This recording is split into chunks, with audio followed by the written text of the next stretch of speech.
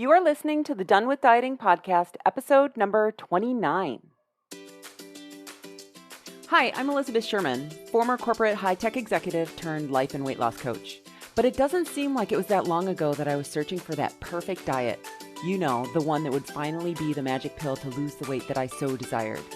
Fast forward past tons of failed diets, endless hours of exercise, and painful lessons learned. And although I still have not reached the state of nirvana body love bliss that I truly desire, my relationship with food, exercise, and my body is infinitely better than it was not only when I started this journey, but even as recently as 3 years ago. This journey has allowed me to ditch my scale, stop logging my food and exercise, eat food that wasn't prepared by me, and I can easily maintain my weight, something that I never thought was possible. I created the Done with Dieting podcast to give you simple, easy to do, and sustainable strategies and ideas to help you do the exact same thing without all of the drama that I went through. If you're a woman who's looking to create a better relationship with food, exercise, and her body, get off the diet roller coaster and free up all of that headspace spent on calories, how you look, what you should eat, and beating yourself up for not doing what you think you should be doing, you are in the right place. Let's get started. Hey everyone, my guest today is Brittany Deer. She is a money mindset coach for coaches. And I wanted to have Brittany on the show for a number of reasons. First, as you'll see in the interview, many of the attitudes that we have towards money, like our ability to earn, have, and not spend money, can be transferred over to eating, health, and our ability to stay at our goal weight. But I also wanted to explore the idea that so many women struggle with in the workforce when it comes to asking for a raise. The idea that our value as humans are tied to the amount of money that we can earn. And then finally, the role that money plays in our relationships. I know we've covered a lot of ground in this episode, and you're not going to want to miss it. So let's get started. All right, everyone, welcome Brittany to the podcast. Brittany, hi. Thank you. Thank you so much for having me. I'm so excited. This is so great to have you on the call. So first of all, let's start with who you are, what you do, and who you serve. Yes. I am Brittany Deer, and I am a money mindset coach, and I serve women coaches, and I help them change their relationship with money. That can look like a lot of different things because everybody's relationship with money is very different. Our relationship can come from many different things. So it just depends on where the person is at in their journey. And we really work on creating something that they love and that they want to have instead of maybe something that they have been taught or that they have been told or something that they don't like their relationship with it. They feel a lot of high intense emotions around it, and money is neutral. So I help them create whatever it is that they're looking for in terms of that relationship. Awesome. So tell me, when you say money is neutral, what do you mean by that? So if money is an external thing and if it is neutral, then we have a thought about it. And your thought might be very different than my thought or vice versa. So it's a neutral circumstance. And then everybody has all kinds of thoughts about it, all kinds of beliefs about it. And that's what I mean by neutral. Okay, great. And so your story about how you became a money mindset coach is actually really fascinating and intriguing. Tell the listeners about your path and how you got here.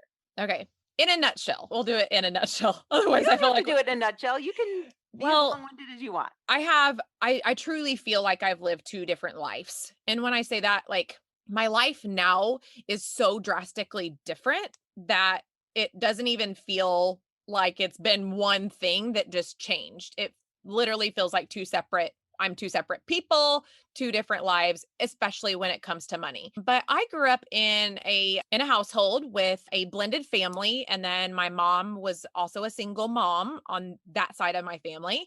And so there was just a lot of mixed beliefs and a lot of struggle. I saw my mom work really hard for very little, and that's a little bit of my background of how I was raised. And as I grew up, I became a little bit over independent. And what I mean by that is I always thought I had to work a lot to have a little. And that just carried into my adulthood. And then me and my husband met when we were 19, and we had two totally different money upbringings, two totally different sets of money beliefs. And for the first 10 years of our marriage, we really, really struggled with blending those two relationships. I Mm. struggled. I felt stressed, overwhelmed, exhausted most of the time when it came to money.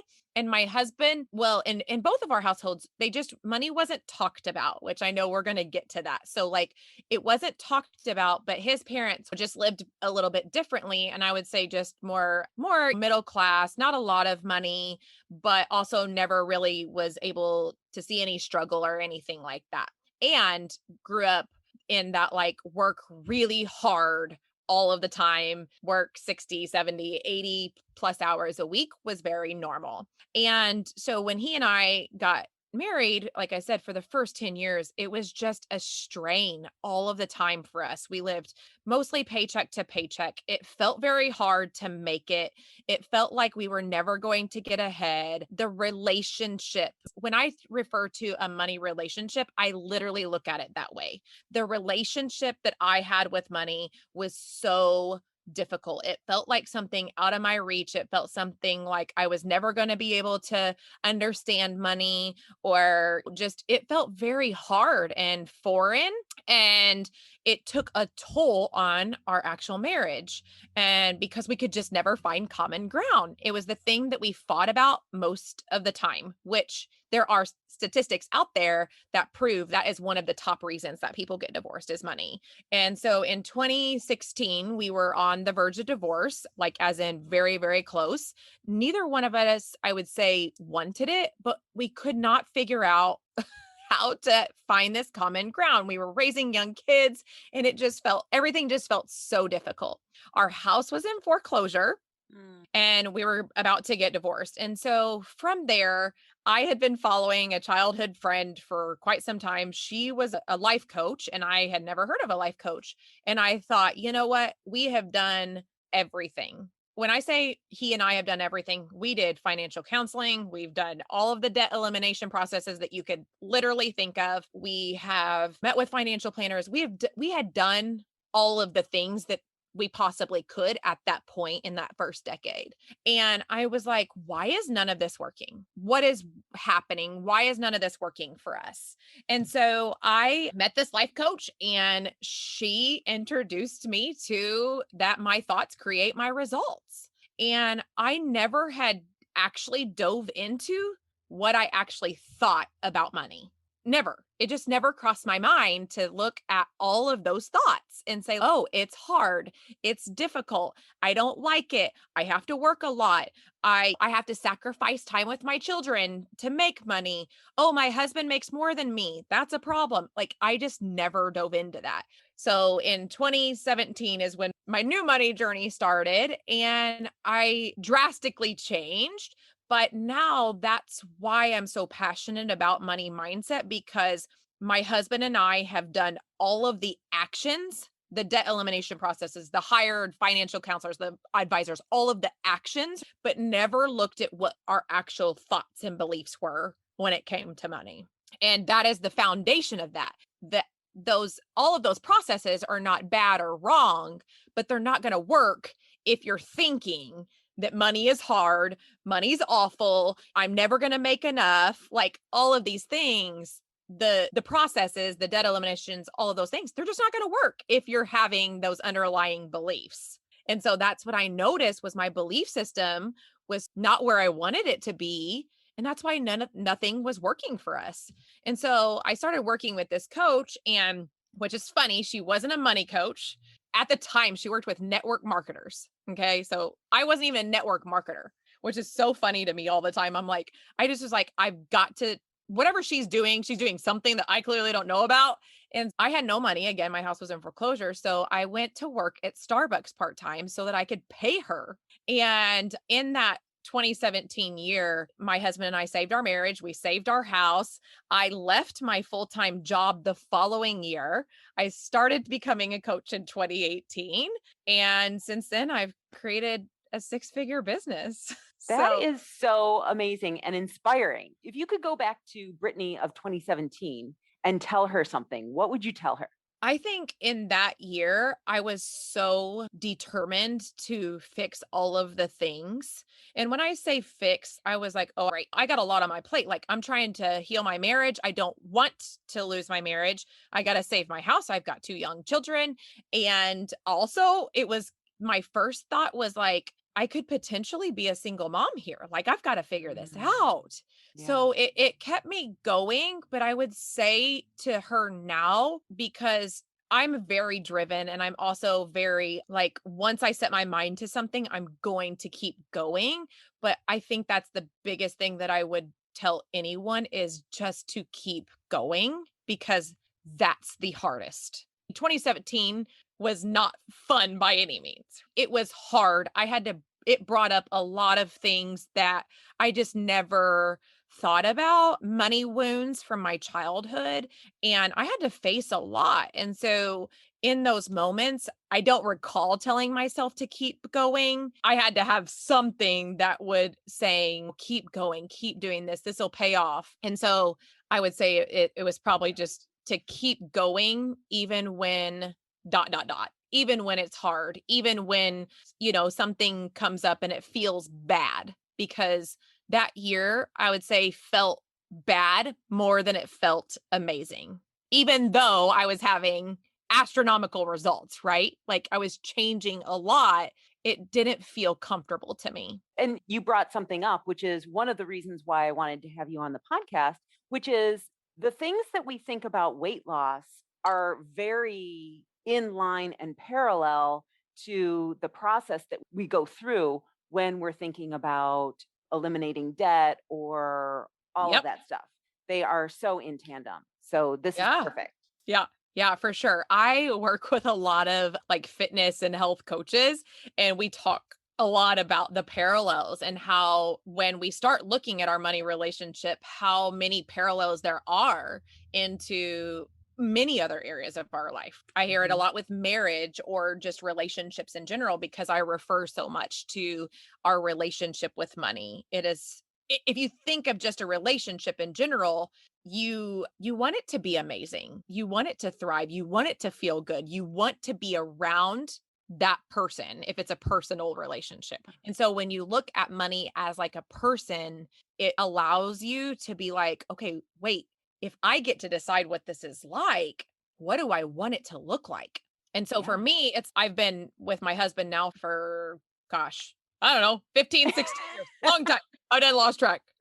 Two kids and a lot of stories later, I forget. But we've been together for a long time and it's a journey. It's not a destination. And you know this because you've been married for a while as well. Mhm. And it's okay, hang on a second. We're in a season right now. What do I want this relationship to look like? How do I want to feel? How do I want to approach it?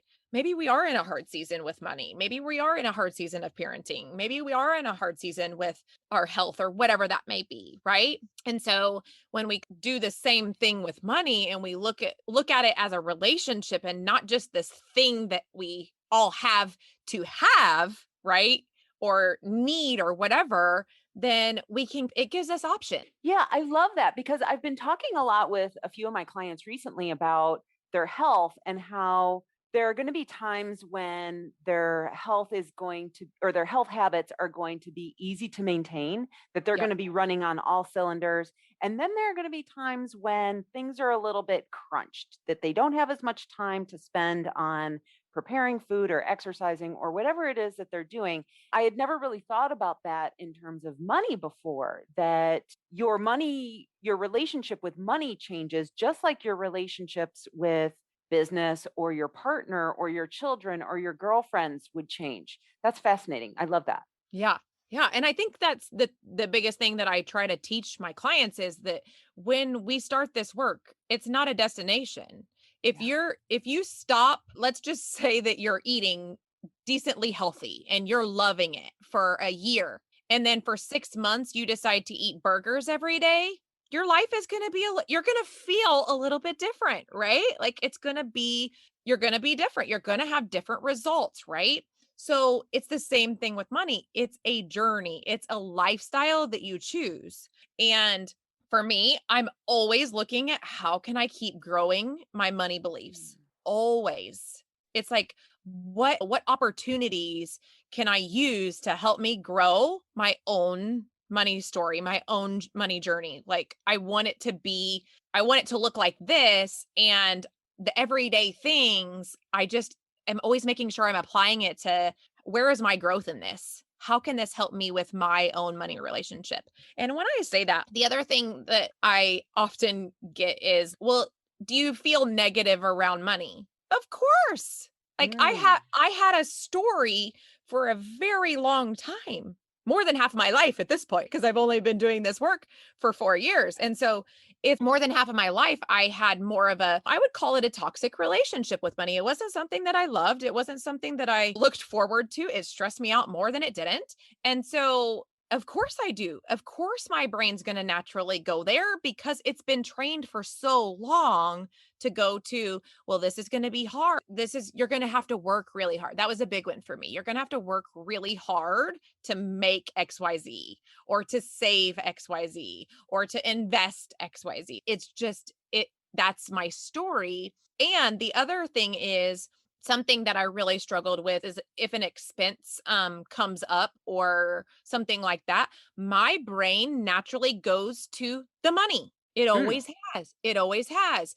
And I am just so highly aware of it now that I can manage it. And that's what I work on with so many people, is learning how to manage it. It's not a problem. We just make it a problem and then we take action from that place. So usually we're feeling like stressed out, overwhelmed, and like a lot of people that I speak with, they can't sleep because money is so stressful to them. Yeah. And that's just not healthy at all. Like it's not healthy. I remember literally waking up at night and wondering why I was so stressed out. And it was because of just all of the thoughts that were consistently running through about money. Are we going to have enough? Am I going to be able to afford this? All of the things, right? Yeah. So, of course I have them. It doesn't mean that I don't have them.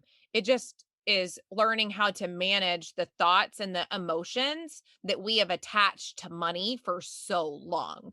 And what I hear you saying, which is very true for weight and food and our relationship with those things, is that those money stories keep coming up, even though we've identified Mhm. that I don't want to have this belief anymore, that we may find it sneak in every once in a while. And what I've noticed with my food is that the less I started paying attention to it and making it mean anything, Yes. meaning that, okay, I still had this thought, but it was optional about the food, that it was scarce or I needed to eat all of it. That the more I called BS on my thought process, Yep. that less weight I gave that and the less frequently it came around then. 100%. 100%. I actually have a quick story about this because I think it's important for me, especially in my industry, to share like actual real life things that happen with me in terms of money. About a month or so ago, we got it. Well, back in April, I think we got a new puppy. And my family is animal lovers. And so we got this new pup and we had him for about a month and he swallowed masks. Like he just ate them whole. And so he wasn't feeling well. And I thought maybe dogs they will come out eventually. Well, about 24 hours went by and he was not feeling well. He was sick. He was vomiting, all these things. And I thought, you know what? I'm going to take him to the vet. He needs to be seen. So I take him to the emergency vet and the veterinarian calls me back and I'm going to do the x-ray. And I said, okay. And so she calls me back after the x-ray and she says, I'm seeing like two metal pieces. And I said, well, we think he swallowed a mask, like a medical mask. No one saw him like actually swallow it, but we think he got one in his mouth and just gulped it down. And she goes, that could be the two, like the nose piece. You know what I'm talking Yeah, about? yeah, yeah. Uh-huh. That she was seeing on the x-ray. And she goes, well, let me go. I'm going to do an exploratory surgery. And I was like, okay, what does that cost? And she gave me the amount. And I'm like, okay, go ahead and do the x-ray. And then she said something else about she could potentially do that before the exploratory surgery. And so she did that. We're up to, I don't know, $1,000 at this point, okay, on this dog. And I already have thoughts about dogs spending a lot of money on dogs. My family does not, but I do. And so she calls back and she's like, all right, we got to do the surgery. I'm like, okay, how much is the surgery? And she's like, I think it was like $4,500, $4,500. My brain literally freaked out in the moment. It was like, oh no, oh no. Like, we're not spending, like, I just sat there in the car, watched my brain literally freak out about the amount of money. Mind you, we have the money. It wasn't a problem. That's not the actual problem. And my children are in the back seat and they're like, is he going to be okay? And they're like, take it from our savings. We'll do whatever it takes to pay for this thing. And the reason that I share this is because my brain still does that. And it does not mean that I don't care about my dog or that I don't care about my family or that I want him to be hurting or that I don't want to do it. I love animals. I don't want them to be hurt, but my brain did not even think, is he going to be okay? Do whatever it takes to heal him. My brain was like, that is so much money. No way. Yeah, It was just panic. all of the money, it was focused so on the money and not focused on our new pup. So I call my husband and I'm like, hey, it's going to be $4,500 that, to do the surgery. And my husband's response was, okay, just do whatever it takes. And see how different it is. Like, Yeah. literally, and the conversation with my husband was over. My husband had zero thoughts. He just said, do whatever it takes. My brain was literally panicking as this is a problem. Don't do that. That's wrong. That's too much. And I have to, like you said, call BS on it, notice it. I have such high awareness now that my brain just tends to directly go towards the money when it comes to things that I still have beliefs around in terms of like how I should be spending it or what I should be spending it on or how much I should spend on that. Like, my sister is one of them. She would spend 50,000 on her dog if it took that to save it. It's just not a question. But Yeah. for my brain, it was very much a like panic state of freak out. Only Yeah, focus so on that. what did you do to come around to the other side? Yeah, I just literally sit there and I observe that and I'm like, "Oh my gosh, look at how my brain is just doing its manual." When I talk about its manual, like what it's done for so long, I'm just so aware of it and I don't make it mean anything about me anymore. I don't make it mean, like I said, that I'm not a compassionate person or that I don't care about the kid or the dog or whatever it is. I'm just so highly aware of it and I can call BS on it. I'm like, this is just a thought. This is not factual. This actually has nothing to do with the money. This has everything to do with my thoughts right now. Interesting. And then I don't let the emotion, Yeah. because the emotion is so sometimes intense. I just allow the emotion. I think that's probably the biggest and I will say the most difficult piece to teach people Yeah. is just to allow yourself to feel that way and be okay. I didn't die. I wasn't going to die. And I felt bad because I was so frantic around the cost of it. Yeah. And when I allow the emotion, I'm talking within 5 to 10 minutes at that point. Now it would have been hours. I probably wouldn't have slept that night 2, 3 years ago, but within minutes, because I just allow the emotions to run through my body now, it just dissipates. It's, oh, that's a thought. That's okay. I'm okay. And of course, my brain is still going to do that. It did that for years. It panicked and freaked out around money expenses for many, many, many years. Yeah. So let's change tracks just a little bit and let's talk about money and its role in relationships. Yep. So you had said that at the beginning of your marriage that you and your husband had very different Mhm. beliefs and backgrounds in terms of how money worked. Let's talk a little bit about that and then maybe offer some ideas about how the listeners can make that work in their relationships. Yeah. So this is probably one of my favorite things to talk about because it is close to my heart in terms of it's literally what was going to cause me and my husband to get divorced because we were so different, because I felt like we needed to see eye to eye. I felt like we needed to be on the same page. I felt like we needed to have the same beliefs, all of the things. And it's actually very fascinating that one person can change their thought process and their belief system and change the whole relationship. My husband hasn't changed. My husband is not into coaching at all. And when I say changed, he has changed because we have changed as a couple, but he didn't actually do the thought work that I did, right? He just sat back and watched me. And still to this very day, we have very different beliefs when it comes to money. And I think the most important piece of that is being okay with it. It's not wrong. There's nothing wrong with him thinking certain things and me thinking certain things, or me wanting to feel a certain way about money and vice versa. And the question that we can all ask ourselves in that scenario is like, wait, what do I want to think about this? What do I Mm. want to believe about this?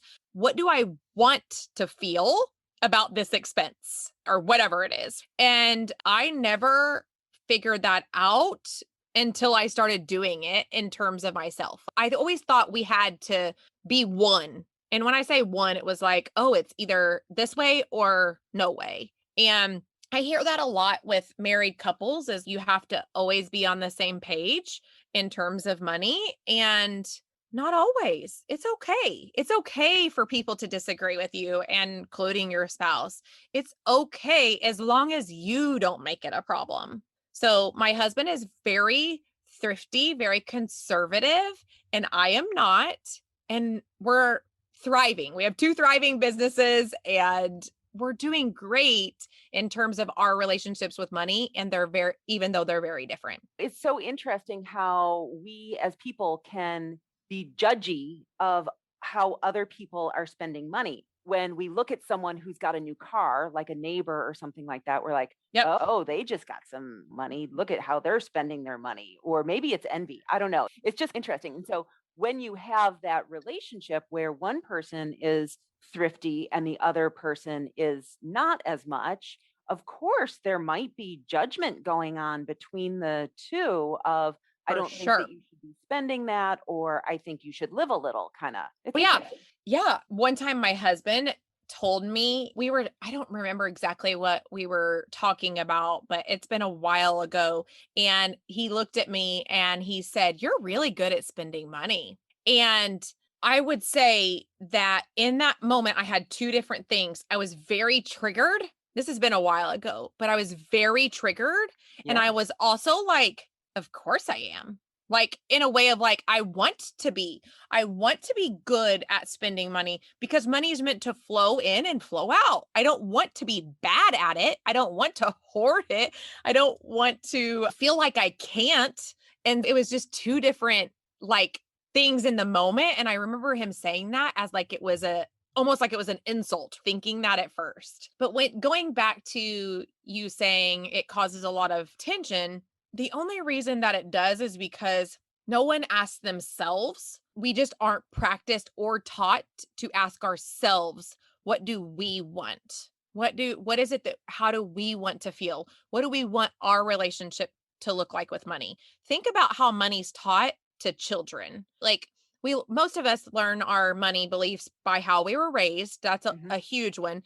But like actually in schools, we're not really taught it like a mental part. We're taught the actions things, right? Like we're taught, We're okay, taught here's how, math, yeah, math. right? Yeah. Money Yeah. is math. Yeah. Yes. And like how to balance a checkbook or whatever. That's what I Mhm. was taught, which I don't even know if people have checkbooks anymore. So it's like we're taught the actual things instead of it being more of an emotional, mental thing as well. And the impact from our childhood is pretty strong. And so we have to question as we get older, wait, do I want to do that? And that's where when I thought I had the thought that I have to work a lot of hours to make a decent living, which also meant that I have to sacrifice time with my young children. I had to question that. And I really, really believed that was true back in like just a couple years ago. And I thought, oh, that is so factual to me. Like I just have to keep working 50, 60 hours. I'm just going to have to sacrifice part of my children's lives because I have to work so much. And that is not okay with me. I just don't identify with that. And I didn't realize that it was an option for me to be like, oh, I can actually have more time with my children and still be successful and also not have all of these thoughts about the money at the same time. Yeah. And so, actually, you just brought up a really interesting concept, which I think that a lot of women have trouble separating, which is the idea that we are taught or told that we should charge our worth, whether it's an employer situation or an entrepreneur situation. And I think how that gets internalized is that many of us have low self esteem. Yep. And so therefore we don't think that we as people are worth a lot. But being able to separate the idea of what my skills and external value is from my self-worth. Yes. Yes. And that takes time. It's something that you have to develop over time. It's not something that you can just like easily just say one day. It's very black and white. It just takes time to do that. And as a this is a whole conversation in terms of women and money. We're getting there as a society and as a world. We got a long way to go. I know you and I talked about like stay-at-home moms and things like that. It's not something that's talked about.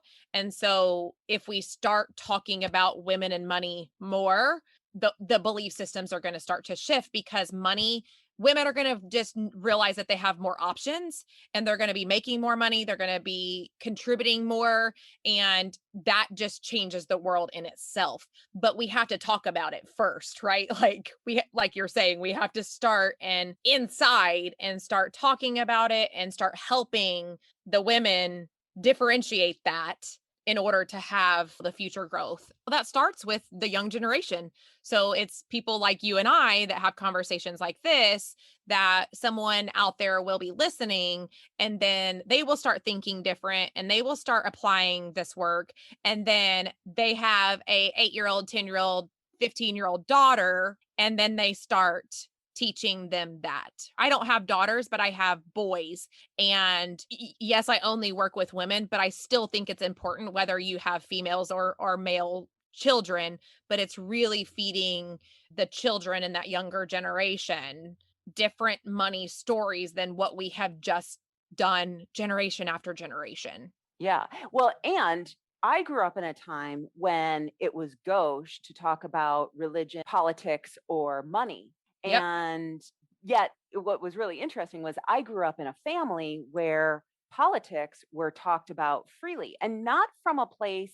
I think the political spectrum today is a little bit different. And I don't mean to talk about politics, but it was just, oh, what are your beliefs about politics or what our leaders should be doing? And how is that different from mine? And what are your needs versus mine? So just seeing out of curiosity, I was taught that money wasn't something that you talked about. You never asked anyone how much money they made. You never offered how much money you made because then there would be judgment on that.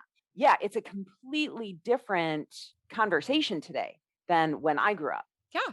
Yeah. It's just when I think of a lot of people talk about debt Mm, and the stories that we have about debt. I was taught money wasn't really talked about, but if it was always a struggle. Whatever the conversation was always something negative towards money. And then debt was literally, it was acted like it was some awful, awful, awful thing. And so fast forward, I go to college. I'm told that I have to pay for my college myself. And this has been 16 years ago at this point, and I don't even know what college costs now, but then it was very costly for me, and I had to pay for it myself. So what do? I go get student loans, right? yep. So here I am. I have this belief that I didn't even decide that debt is horrible, bad, you don't do it, but yet I want to go to college and I cured debt and I am now bad. I'm a bad person because I'm You have debt. accruing debt. Yeah. Yeah. And then me and my husband get married and we have so much debt. We have had a sick child and I had medical debt for many, many years.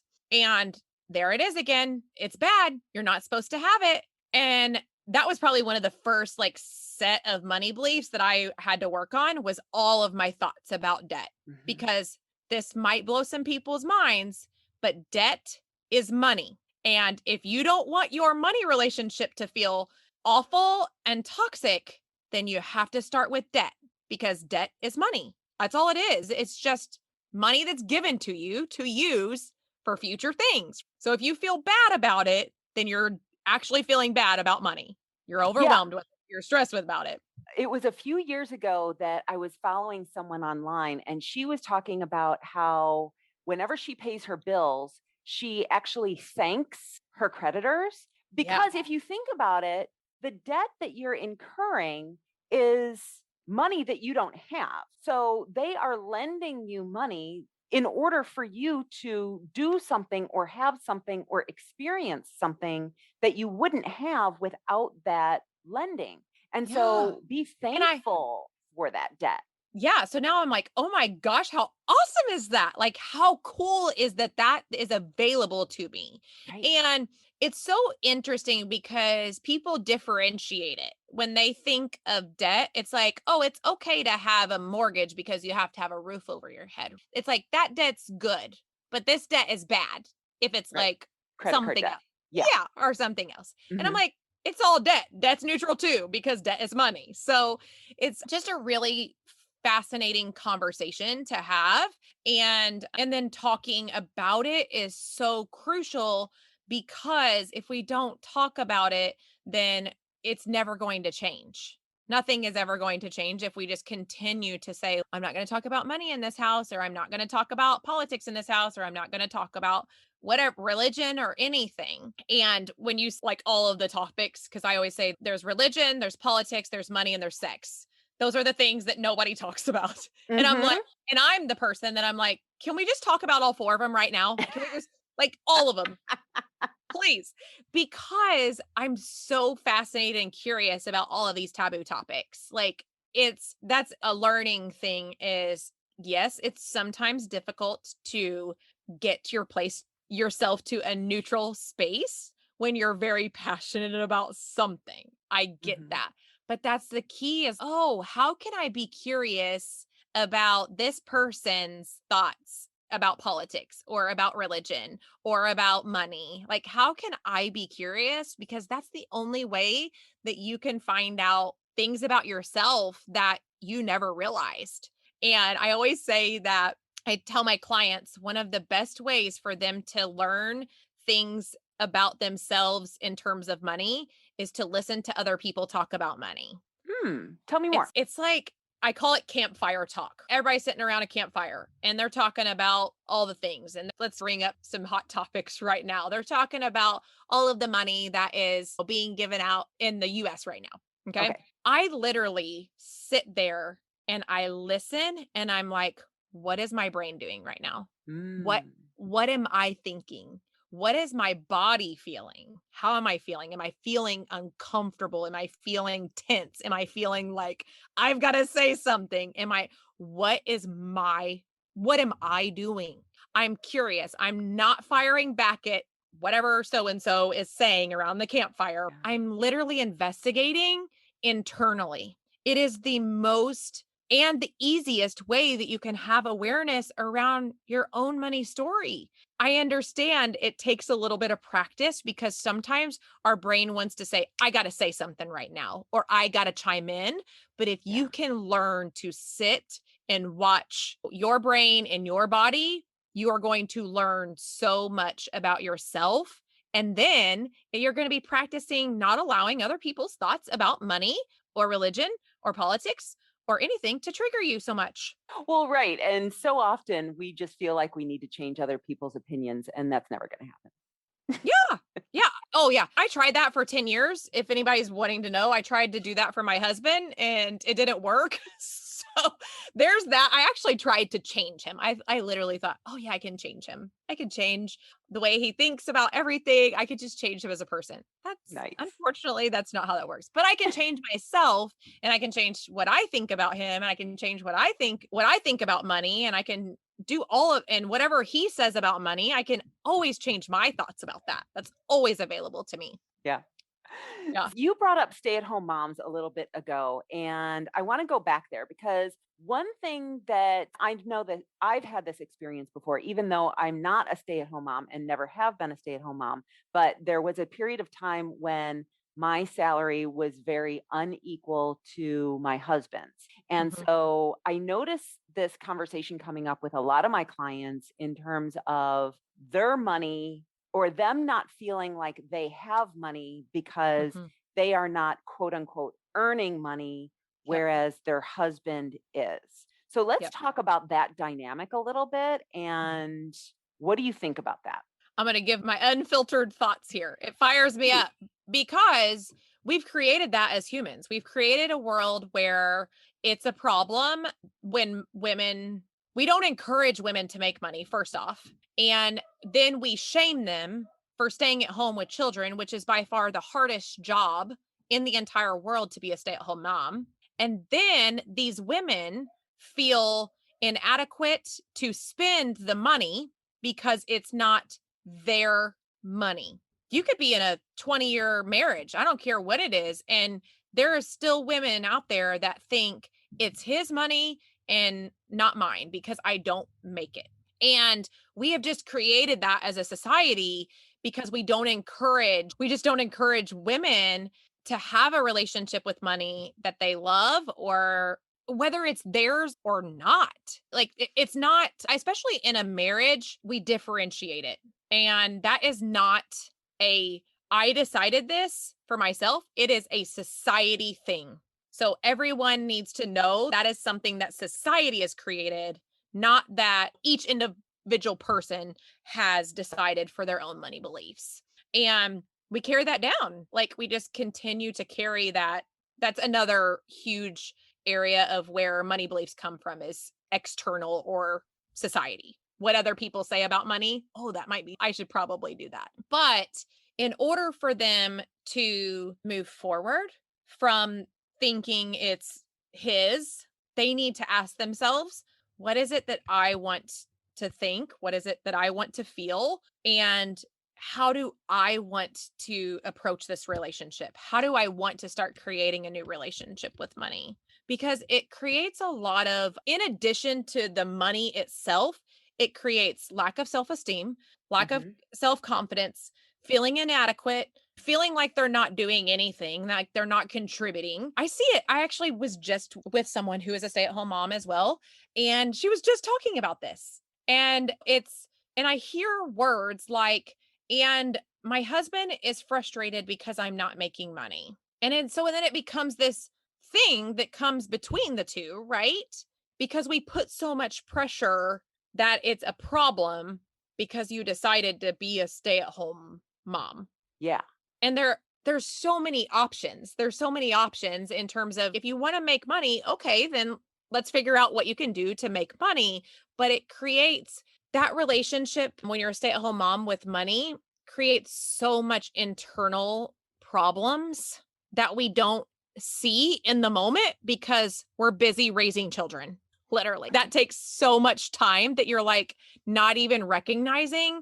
And it's can relate to this because, like I said, for 10 years, I didn't have the awareness for a whole decade of what I was doing internally with money. And I was so busy raising children. I was working outside of the home, but it, you don't recognize it. You don't know because you're so close to the problem. Yeah, and there seems to be like this power struggle. I know that in my relationship with my husband that there was a period of time when we were making equal money and then I left my corporate job to do personal training and that Mhm. created this huge decrease of income.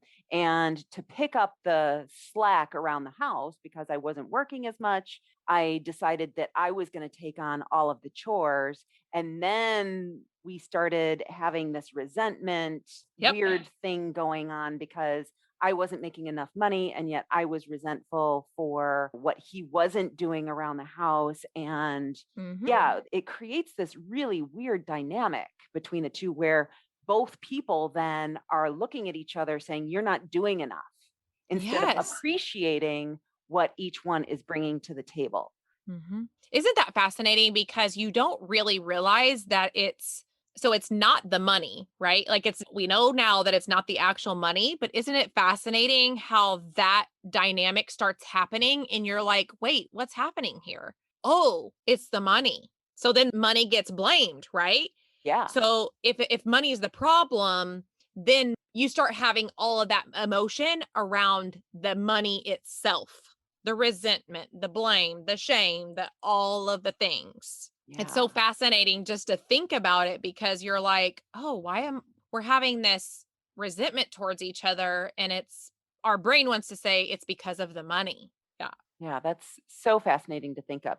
So, what can people do to start getting out of this or start noticing, start changing their relationship with money? Yeah. Okay, I want to do this. I want to think about it in the way because I know your people talk a lot about food and nutrition and all of that. You're going to do the exact same thing. You're going to start having the awareness, right? Of like, okay, what am I eating? What is it that I am consuming right now? Mm, So, hmm. in terms of your money beliefs, what am I consuming? What do I already know? Well, I know that a banana is probably better than a cheeseburger, right? Yep. Like Hmm. just collecting data. Hmm. And so the start is the first piece is the awareness piece, but you first have to know what you already like what the facts are. I always say there in money, there's your thoughts and then there's the math. The math Hmm. is money is very simple. It's just all of our thoughts that aren't always so simple. Their first thing is just to start questioning that to say, okay, maybe it's fun for you to think about what did my parents teach me? What is it that my parents taught me about money? What is it that I maybe learned in my adulthood? What is it that I learned in school? What is it that what just start exploring. You go Yeah. kind of So, what are explore. some of those phrases that I grew up with? Like, money is the root of all evil, and money doesn't Yes. grow on trees, and those kind of phrases that Mhm. we Mhm. keep hearing over and over and over. Okay, good. Yeah. Yeah. Mhm. And then notice like that the thing for me that helped me the most was I actually started with how I felt. And because Mm. I didn't always know what I was thinking when it came to money, but I always knew that when I was overwhelmed, pressured, stressed, sometimes a little anxious, that I was probably having some sort of thought about current money situation. And so just questioning your emotions. What is it right now? Am I feeling stressed because we're feeling a little tight on money? Or am I feeling this is actually a real thing? Am I making a lot of money right now and I feel really uncomfortable? Mm. It can go both ways. So Sure. we're not just talking and when I talk about money, I'm not talking about people like my story that like legit struggled paycheck to paycheck. I work with some people who make hundreds of thousands of dollars and still feel inadequate and still feel very stressed when it comes to money. It's because of our thoughts and that's how we know it, right? Like I can feel very stressed and have no money. I can also feel very stressed and have a lot of money, and that's even more factual how we can prove that money is neutral Yeah, because so it's the capacity to have. And so yep, when you have a lot of money and yet you don't have money, like the same phenomenon for someone who loses weight but then gains it all back, they don't have the capacity to be at that lower weight because is that an identity thing? for sure. For Okay. sure. They've never been a thin person, right? Yeah. Or they've never I had to teach myself how to be a person with money. Took me Interesting. months. Yeah. I've never in my entire life, including my childhood, I have never been someone that has had what I would consider had money. And that took me months to learn how to do that. I actually hit around, I want to say it was like 50 to 75,000. So I in my corporate job, I probably made around 40 to $45,000 a year. And it's probably around 50 to $75,000 in my business. I legit freaked out. Like I did not know how to comprehend that I produced that I knew how to create that was me. And that was just who I was as a person. And I became that person. And it took me months, and it still is a work, because my husband the end of 2019, I actually always thought he would be an entrepreneur before I would. But in 2019, he finally went out on his own. He's a contractor. And so he's had a very successful business since the end of 2019. And now it's two things. We have two successful businesses. And it was like, oh my gosh, this is my dream has happened, and holy crap. Right? I don't know what to do with this. Ah! Yes. Yes. So it's a process. You have to teach yourself how to be that person. I can't expect myself to know how to do that if I've never done that. If I've never been the person with money, I can't expect myself to know how to operate with lots of money. That's kind of goes to when people win the lottery and they win millions and then it like vanishes. It's because they've never had millions of dollars. They've never taught themselves how to appropriately be that person. And so it's a journey. It's a process of teaching yourself how to do that. The same way with food, teaching yourself how to be a person that feeds yourself what you want in order to have the results that you want. Right. Or learning how to be the person that is 50 pounds lighter, whatever that is. Yeah. Oh, I love that. I love how we came full circle. This is beautiful. Okay. So Brittany, tell everyone where they can find you, and yeah, you can go to my website, which is brittanydeer.com. And I think you'll put it in the show notes, but it's BRITTANY and then deer, just like an animal.com. And you can also listen to my podcast, which is Money Mindset Coaching for Coaches. I am actually getting ready to start it back up. It's been on a hiatus for about, I don't know, a month or so. Someone hacked into my podcast and all of the things. So it's been fun. I've been able to get caught up on some content and stuff. So some fun stuff will be coming out, but there's a couple dozen episodes for people to start listening to, which will also help them hit their money goals or just start thinking differently about money. And what is so fun to me is the work that you do and the work that I do, they're so parallel. So anything that I talk about on my podcast, they can literally just remove the money piece of it and insert nutrition or food or weight body, and utilize it. So it's just that much more fun to me when you can take it and use it in a totally different area of your life. Yeah. And now, do you only work with folks one-on-one, or do you have any groups or anything like that? I am still one-on-one for the rest of 2021. Ooh, can't wait to see what happens in 2022. I'll just say that. Yeah. Awesome. All right. Thank you for being here and imparting so much great information. Thank you so much. You're so welcome. And thank you. This has been fun. Okay. So I hope you got tons of great value from this episode.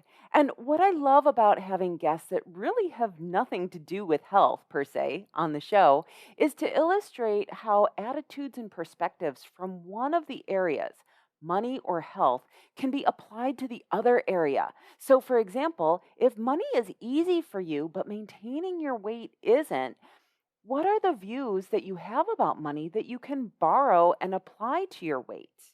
Or vice versa, because once you've created those beliefs in one of the areas, you can totally observe them and apply them so that you can be successful in any area of your life. Have a great week, everyone. I will see you next time. Bye-bye. Hey, thanks for listening. If the show resonates with you and you have a friend, mother, sister, or anyone else who you think would benefit, I'd love for you to share the podcast with them. You can leave me a rating and review in Apple Podcasts, which helps me create an amazing experience for you. And it helps other women who are done with dieting and want to get off the diet roller coaster to find it as well. See you next week.